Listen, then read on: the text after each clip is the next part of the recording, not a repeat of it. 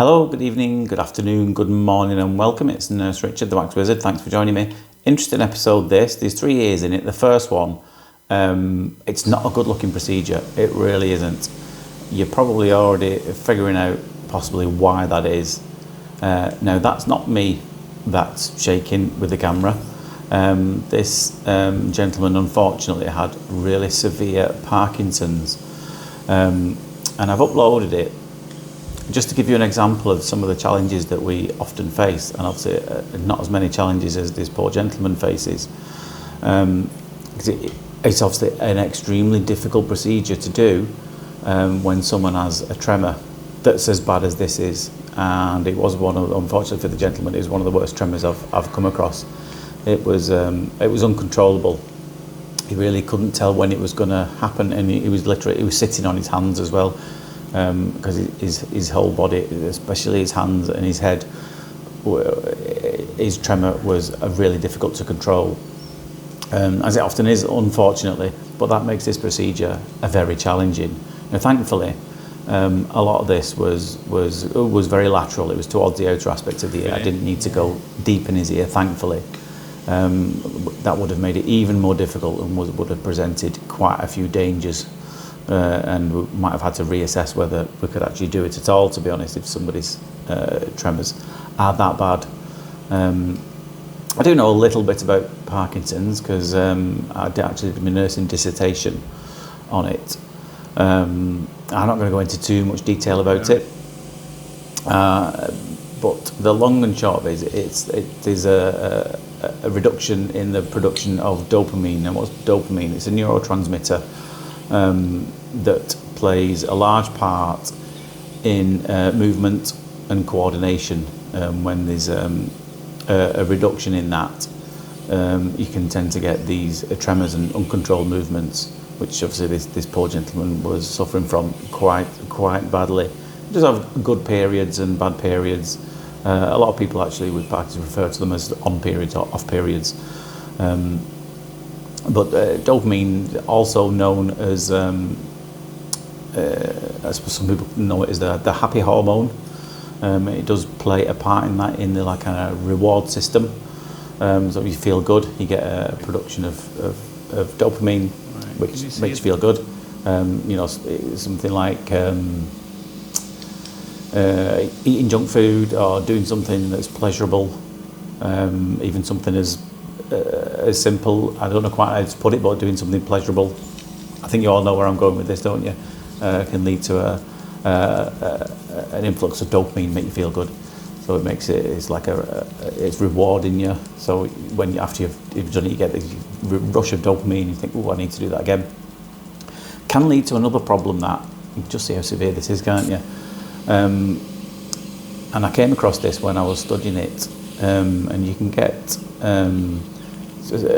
Mostly in people who are being treated for some side effects of Parkinson's medication, can lead to some behaviours, such as compulsive behaviours, even ones like gambling, shopping too much, or even hypersexuality can be a problem quite commonly associated with the medications of Parkinson's. Can usually be quite well managed though these days. It's not necessarily, it's more life affecting than life limiting with the advances in medication these days. But yeah, certainly this chap, is quite profoundly affected by it, unfortunately. It's not just tremors you can get as well, you can get it affects your movement, where you can become rigid, find it very difficult to move. And he had all those. Second year here was a lot stiller, thankfully. I hope that you didn't find that too difficult to watch, but like I said, I only put it up as an example of sometimes how difficult these things are for other reasons other than the presentation of the wax itself. There's always it's easy to forget there's a patient behind all these ears that you see, and obviously that one made that one extremely difficult for those reasons. He left very happy though.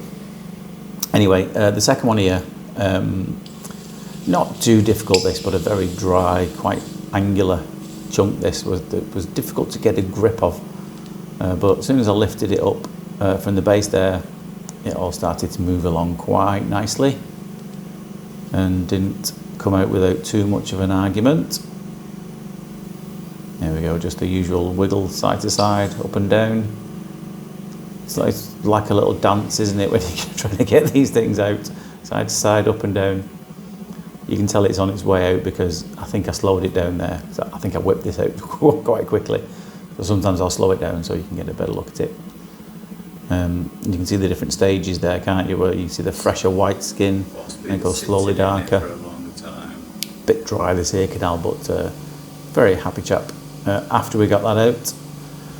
This next one was a lady who I've seen a couple of times before, and she tends to get this really sticky waxing skin right at the outer edge of her ear. You don't need to go too deep for this at all, hardly ever, which is good. But it's extremely sticky stuff, so it does tend to block up the tube a little bit. It did on this one. The other one, it came out in a flash. It was really quick. Doesn't really need oil, this one, to get it out. Some do, obviously, but these ones I've seen her a few times, and yeah, it blocks up the tube a couple of times where you have to come away.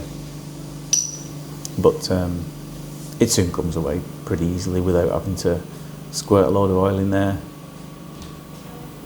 And again, as with a lot, the key to it is just kind of lifting it up at the bottom, just round that first bend.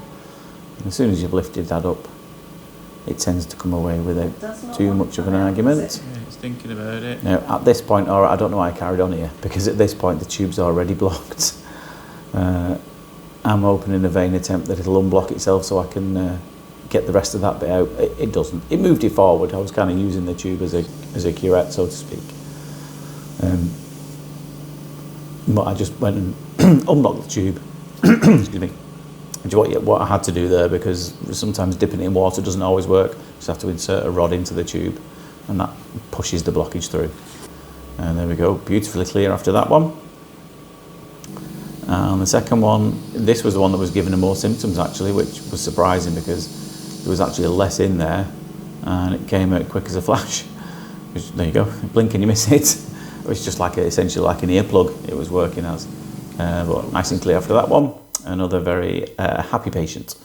Anyway, I hope you enjoyed that. Found it interesting.